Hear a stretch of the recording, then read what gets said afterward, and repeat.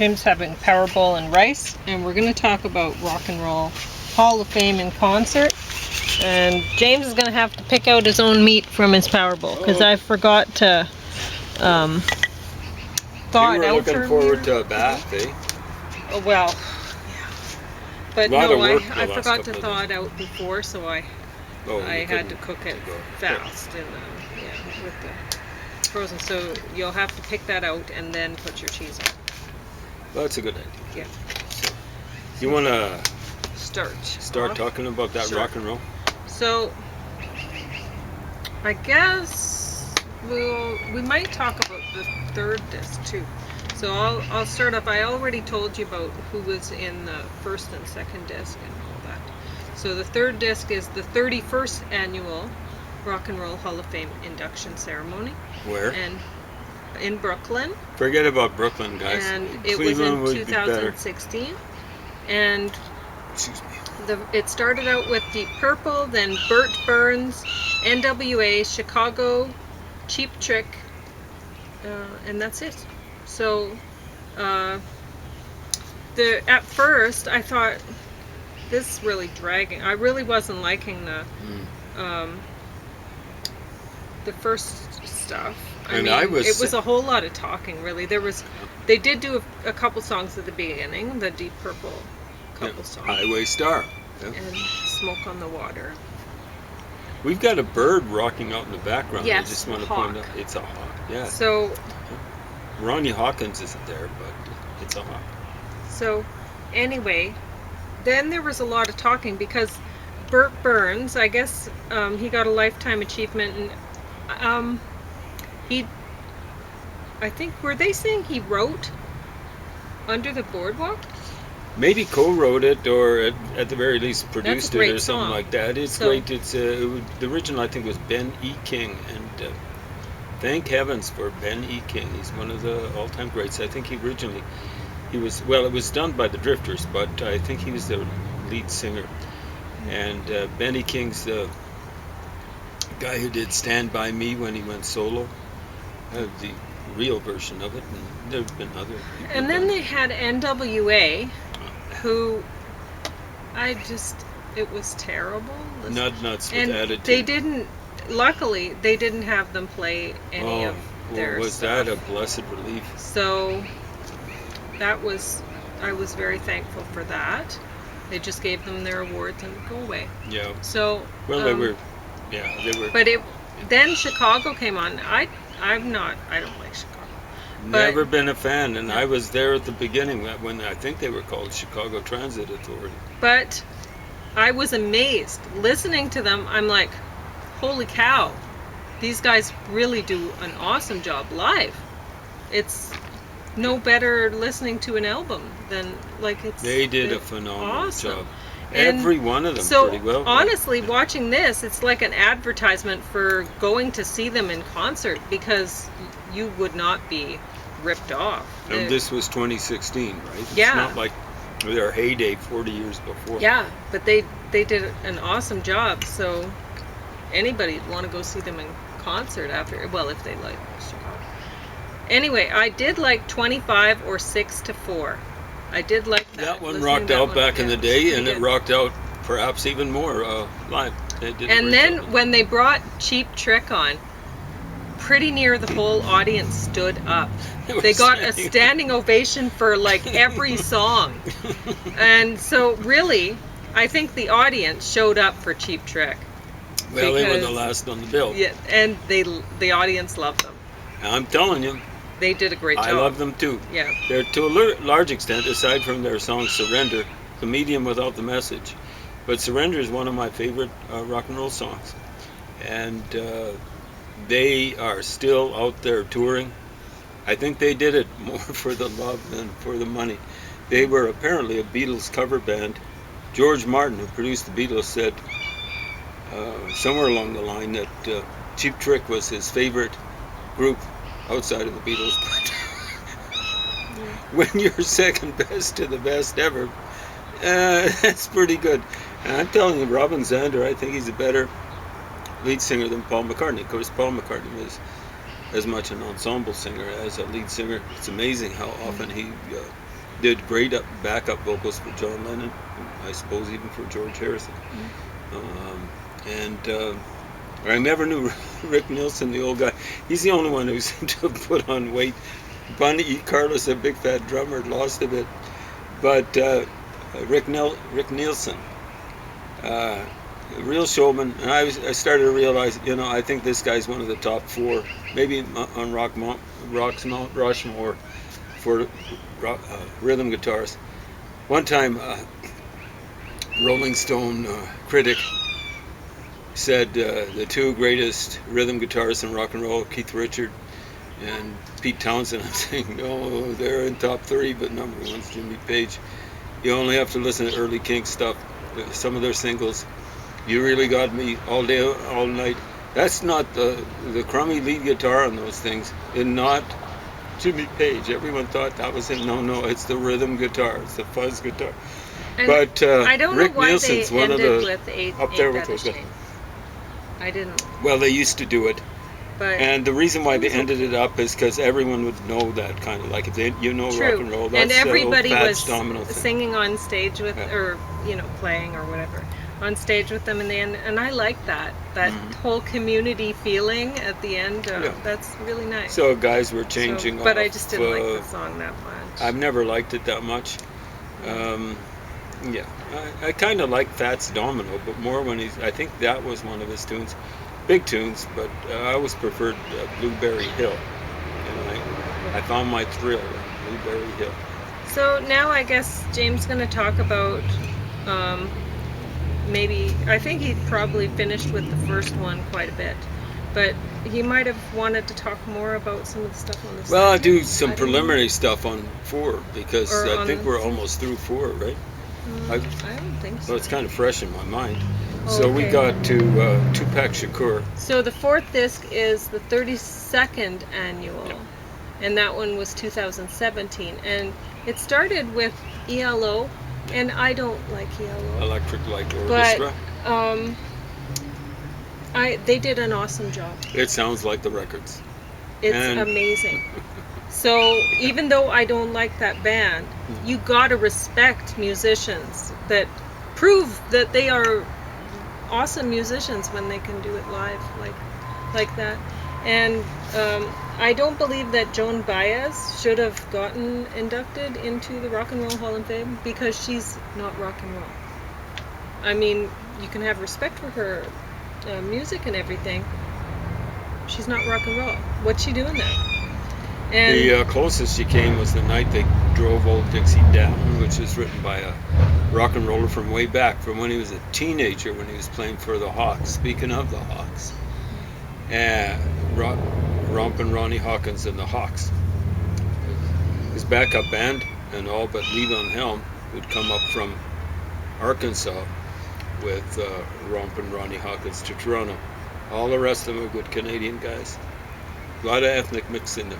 Robbie Robertson, I've been told, was part, I think, Iroquois and part Jewish. Quite a combination.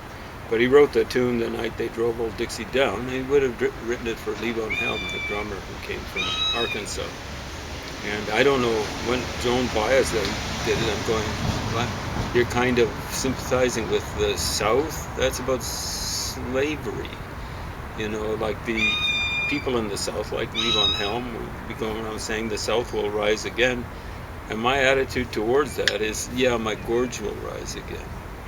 so then they had Yes, and I will admit I like listening to Owner of a Lonely Heart, but honestly the singer was doing a terrible job. The band was doing a great job. All the weaknesses in the group go back to John Anderson. Yeah. Primarily vocals. I've got to tell you, it looks as though Geddy Lee of Rush, another Canadian band, was influenced. I used to wonder, where does he get that falsetto? Like Pauline used to sing, what, second soprano? Yes. And she was kind of almost doing falsetto, trying to sing at the same level of John Anderson. But John Anderson is not a good vocalist. Like, he was not holding his own against the rest of the people. They're all phenomenal instrumentalists. Steve Howe and Rick Wakeman are just stunningly good at a variety of different things. They can rock out, but they can play classical. They can play pretty well anything. What are you I gonna say? missed something Hmm? from the third disc, the Hmm. 31st annual one from 2016. When Kid Rock is introducing Cheap Trick, it's hilarious. Kid Rock, Rock, I'm telling you, he if should you have been ever, a comedian. yeah, if Because he a stand-up comedian. He was perfect at that. yeah, excellent timing. If you ever run out of a rock and roll career, whatever music you do, get up on stage and do stand up. You're one of the He best was I've awesome. ever freaking well seen. Yeah. And then when we watched Yes, that was wasn't that the guy in Yes that was really funny when he was doing it? No. Yes, it was. Yeah. So that's what reminded you Yes, it was. of Kid Rock. Yes. Rick Wakeman comes on and he almost blew Kid Rock out of the water. He was funny. He was so funny. I thought he was one of these guys, serious, long-haired types, classical types. He was bringing classical with a too straight a face to rock and roll. But he was one-liners were just flying out. They were Perfect great. timing, all that sort of stuff. And what I was saying to Pauline is, this guy should have been writing Yes's lyrics. I want some stuff that's sharp and preferably with a little bit of humor in it. Like, up on Cripple Creek, speaking of Robbie Robertson, that's a serious song, but it's funny too. It is funny. And that gets back to John Anderson. So you Vocals, have 17 minutes. good. I'm gonna. I can put up with high vocals, like a tenor voice like Rod Stewart. I can put up with that plenty easy. When it gets up to falsetto range, if it's always falsetto, I don't like it. But the main problem with John Anderson, and by extension with Yes, are the lyrics. Wow, they stink. I remember one guy saying to me, big Yes fan back in the day, I think it was the 80s. Excuse me. Great players, and the lyrics, poetry. I'm going, poetry, yeah. Bad poetry. Just bad poetry. And, then it is stupid poetry too, because, it seems like John Anderson can't ever get over the idea that things are getting better. It's like the hippie dream, If all we got to do get together and play a lot of music. I don't know if he ever got into the dope scene or whatever, but it's just going to be. You should put your cheese on if Yeah. Okay. if you got. The milk. Yeah. The milk. Okay. How much do you want? At least half of that. Maybe all of it. What the heck? You might as well. Cheese apparently kind of. There's a bit of a relaxant or something like that. I don't know. We've been We've been working hard, so he wants cheese. That's all. Like it's. I feel like Van Morrison on his Street Choir album. But one thing, he does a James Brown channel thing where he's singing, "I've been working," and he just keeps singing, I've been working so hard," and I'm going, yeah, it sounds as though you've been on the road too long. That's one of the few songs on that album that doesn't work. What are you going to say? one thing that I noticed about this is they're inducting people into the Rock and Roll Hall of Fame that are well-known older musicians that were famous way back, and then they have a few that are more recent. So they're trying to stay relevant, yeah. Yeah, but honestly, it gives me the feeling that they're having a hard time finding recent stuff worthy of inducting into the Hall of Fame, and that's why they're having to go back to older stuff to try to find people to induct into the Hall of Fame. So, and honestly, when NWA and Tupac Shakur didn't,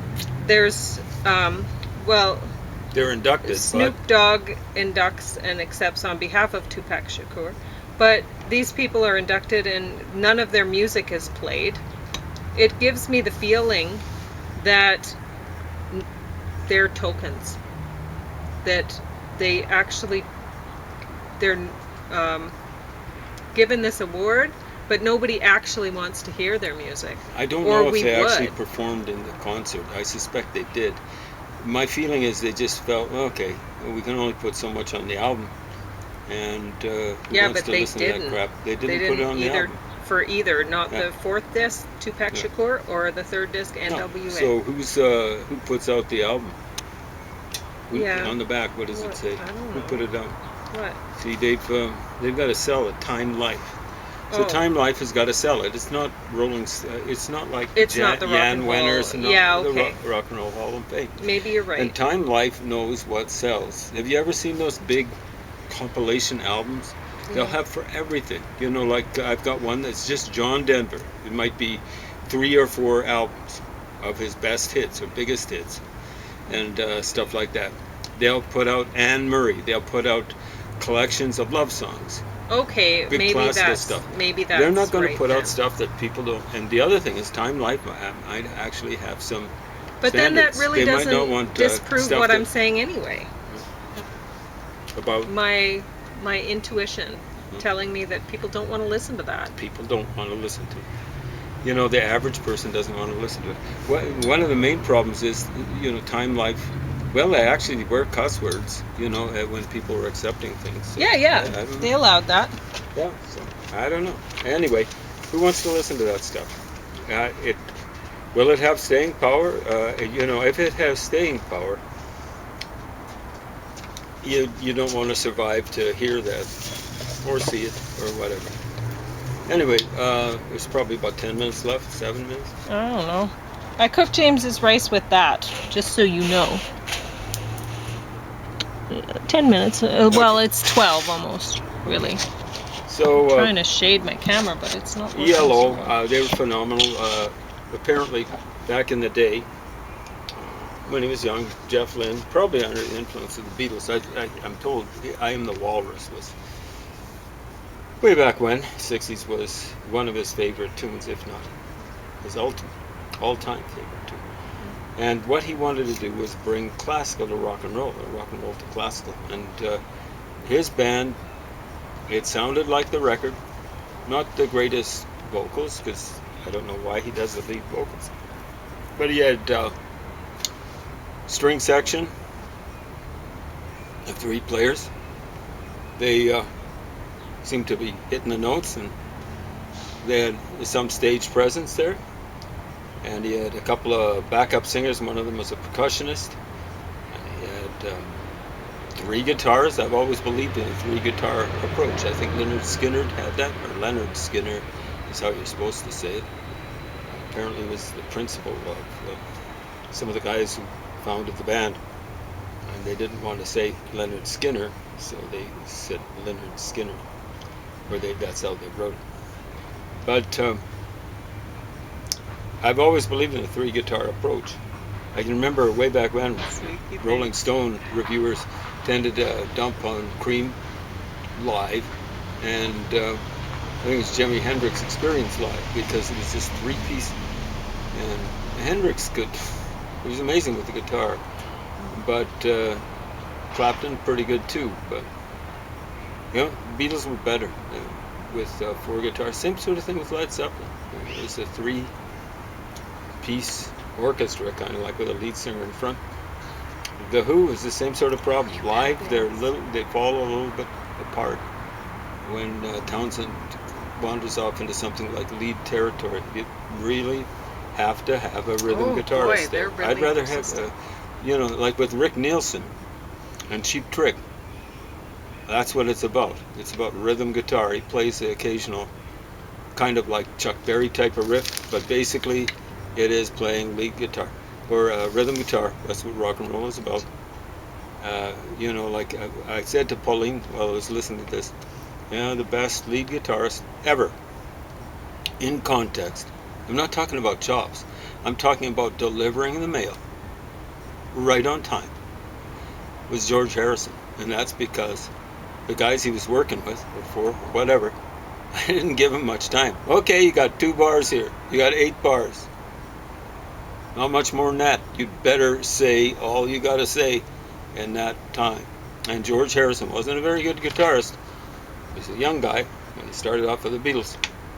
But he learned how to play guitar on the job. It's hard to learn stuff on the job. It's hard to grow up in public. And he did. And he delivered some of the most angry guitar solos. He just is like buzzing like a big prehistoric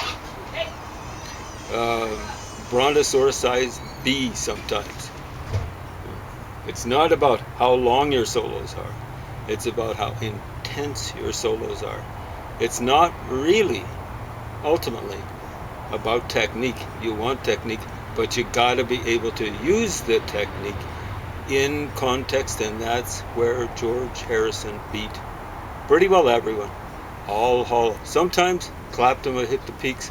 Sometimes you get the feeling he's just kind of, I don't know, phoning it in. And that's probably a function of him being jumped out, or I gather when he got off junk, he got on alcohol. He just had troubles living with himself, I suppose. Whatever. So we're waiting for, I've got to see Snoop Dogg induct Tupac Shakur. You know, Snoop Dogg, I said to Pauline when he came on, I had to go eat or something like that. I said, you know, Snoop Dogg, it reminds me of that line from Up on Cripple Creek Again, written by J.R. Robertson. And it's not a line, it's kind of like a verse. Me and my mate were back at the shack. We had Spike Jones on the box. She said,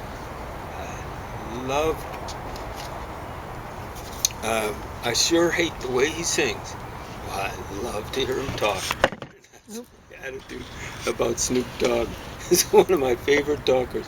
So I got to catch that, him inducting Tupac Shakur. Tupac Shakur is, he's more like a six-pack, and that's about all he was. Poor fella, full of muscles, especially between the ears. And then I'm going to have to put up with Journey. I think they actually came from San Francisco. Maybe 1 or 2 of them were originally and ending members it off of with Santana. Pearl Jam, which, yuck. Neil Sean, maybe. And then Pearl Jam. You know, like, I wish the values seem to have been pretty good for the folks that came out of the alternative scene. In the 90s, I think it basically started in the 80s sometime, but it started to become popular in the early 90s. I wish I could like them more, but first time I ever heard alternative, I said to myself, well, that sounds like sewer sludge. And then listening to it again, you know, we've talked about Nirvana, we'll be talking about Pearl Jam. It sounds like that again. You know, the lyrics just aren't good enough. Were they considered alternative? Pearl Jam, oh yeah. Really? Well, how would you class it? Rock. Well, you know, like ultimately they became, I think their sound was what inspired Nickelback. You know, and Nickelback is Pearl Jam without the social values. The funny thing about Pearl Jam is I think they started off, many of them, in a group called Mother Love Bone or something like that. Mm-hmm. And they were kind of like sounded like, I've got that album. And I didn't know who they were, but, you know, I think it was like Eddie Vedder and a few others. Mm-hmm. And it's basically late 80s rock, long hair band stuff. Mm-hmm. So you know what I'm talking about. We're talking about Whitesnake and stuff like that. Pauline saw David Coverdale, and she said, he still looks pretty. That's funny, because he was the Deep Purple. He wasn't the original singer. But his time for fame and fortune was more like in the 80s with his group, his vehicle basically, called Whitesnake. And I'm telling you, I think they flashed to his wife and it looked like Tawny Katane, who was a model back in the 80s, and this is like mid-teens of this millennium, no, this century. And She looked about the same. I don't know what that is, but it might not be her. Maybe it was a look-alike or act-alike or both. Anyway, as I recall, she did one video, I don't know if it was White Snake, where she was crawling all over a car and stuff like that. Maybe she's supposed to be like a snake crawling all over a car. I Yeah. don't know. Yeah, Anyway. I thought he was pretty, and then they showed his wife, and wow.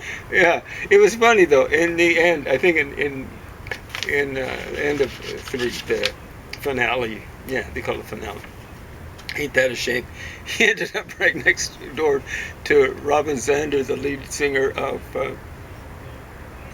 Cheap Trick, and Robin Zander was prettier than all of his girlfriends combined back in the day. He's gotten a little bit older, but you saw these two older guys with the big long hair and really pretty. It was kind of funny seeing them right next to each other, big blonde hair, so on and so forth. So I got to put up with listening to Pearl Jam Alive. Like I've probably heard that song a million times. So you didn't want to talk about this too? Well, Anything I like will. that? It's whatever. Given to Fly. I don't associate that with anything. Better Man. Don't associate with anything. I've probably heard it a million times. And one of the things is we've talked about writing songs. How their songs sounded all the same? Well, you want them to be Yeah. distinguished, but get something like a chorus line, something that sticks in people's heads. Yeah. They don't have chorus lines that are memorable. But They don't have yeah, tunes that are watching this, memorable. I just got the impression rock and roll's dead. That's what they're saying. Is dead. I mean, if they're having to dredge back from the 60s and 70s and stuff for people to induct into the Rock and Roll Hall of Fame, and then the more modern people that they're inducting are not worthy. It's dead because the folks doing it nowadays are zombies. Maybe. They're lousy. Yeah, maybe so. And it's been a long time it's been that way. All right, so you have 2 minutes to 2 wrap minutes. it up. So, what we'll be talking about is Joan Jett, Paul Butterfield Blues Band. That's like from the 60s. Bill Withers, early 70s. Joan Jett's 80s, I think. Yeah. Green Day, 90s. But she didn't deserve to be there. I don't think so. Green Day, I'm not sure about them either. You were saying you And like she the was Billy way Joe, better than whatever the his more name is. modern Oh, of course. people that, Yeah. it's just been going downhill. from Stevie the Ray looks of Vaughan, things. Ray basically 80s. Now Lou Reed went on and on and on, basically 60s in Vanilla Underground, Velvet Underground, mixing up with Vanilla Fudge, and then solo, basically starting after 70. 70 was their last studio album. Ringo Starr, Pauline said, I don't think he deserves it, and I'm going, well, I don't know. Well, With the Beatles, it's with the Beatles, yeah, but just on his own. Anyway, we'll talk about that. He was the big man on the thing over Lou Reed, and I would have had Lou Reed at the end. Sure, he was dead, but I would have had who did it? Oh, they just had Beck. That was good. They brought Beck out. He did a pretty good job with Satellite of Love. I'd rather heard someone who actually had some pipes. Like Beck doesn't have the greatest pipes. Neither did Lou Reed. No, But Satellite of Love, actually, you've heard that one, right? I don't know. Satellites go up to the sky. It actually goes up a little bit. Usually Lou Reed is this Well, persistent one thing I noticed is buzz like monotone. the second disc and the third disc, they weren't really very long. So why didn't they give a few more